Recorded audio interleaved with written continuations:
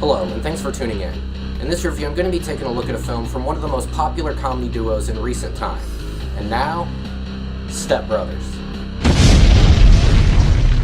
The movie's about an aging couple falling in love, and then having to deal with their fully grown sons who still live at home. It is a simple premise, and it's basically just a setup for a bunch of ridiculous gags, but they all work pretty well. The film wastes no time jumping straight into the plot, and overall the plot does flow quite nicely, though it does slow down a bit in the third act. The movie does a very good job of balancing the tone, being both tasteless and inane. There are a few dramatic elements though, and they do feel forced. In fact, co-writer and director Adam McKay initially wanted to make the film a straight drama, something that I feel would have been a disaster. The humor in the film holds up extremely well. It's also one of the most quotable comedies released in the past 20 years.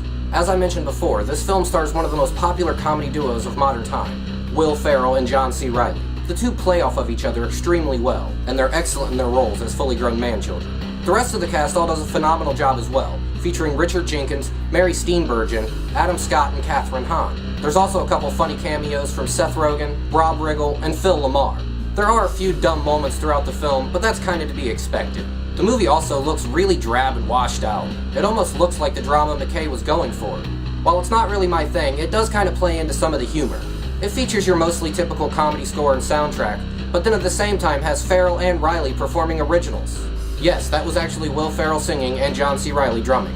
I dare you to watch this film and not have boats and hoes get stuck in your head. The film clocks in at a little under or over an hour depending on which cut you watch. That is a bit long for my taste. They could have trimmed a few scenes up and improved this, but it's not a major complaint. The ending is also pretty weak. It clearly seems like they didn't know where to go with it and just threw stuff together. Fun fact. The testicles in the movie were not real, and in fact cost $20,000 to produce. Once the film completed production, they were given to Will Ferrell as a gift.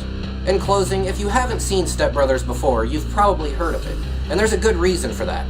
It's a really funny movie, and it features one of the best comedy duos around. Go ahead and give it a watch.